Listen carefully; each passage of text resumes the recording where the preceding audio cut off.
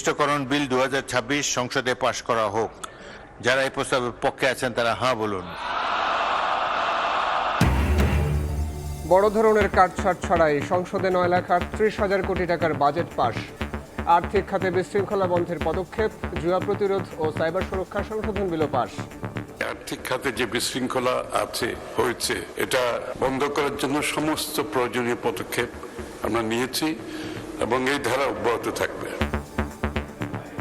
এবারও রাজস্ব আদায়ের লক্ষ্য অর্জন চ্যালেঞ্জিং, বলছেন খোদ এনবিআর চেয়ারম্যান। নীতিসুধারা অপরিবর্তিত রেখে মুদ্রানীতি ঘোষণা। পলিসি রেট 10% আমরা অপরিবর্তিত রাখার সিদ্ধান্ত নিয়েছি। মানি লোন কোর্টের বিচার যাতে 6 মাসে শেষ হয়। রাজস্ব আদায়টা সততা, আন্তরিকতার সাথে, দক্ষতার সাথে সারা দিন রাত পরিশ্রম করে কাজ করতে থাকবে। দেখছিলেন প্রধান শিরোনাম। সন্ধ্যার সময়ের সঙ্গে আছে আমি সাইফুল রুদ্র।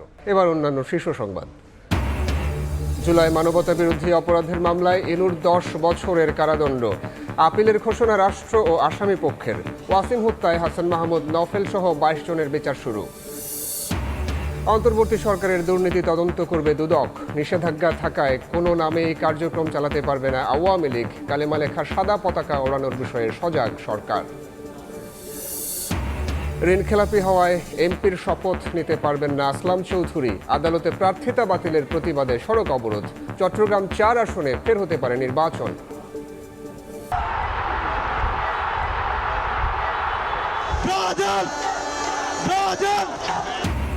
শেষ মুহূর্তের গোলে ব্রাজিলের রুদ্ধশ্বাস জয়ে বাঁধ ভাঙা উচ্ছ্বাস।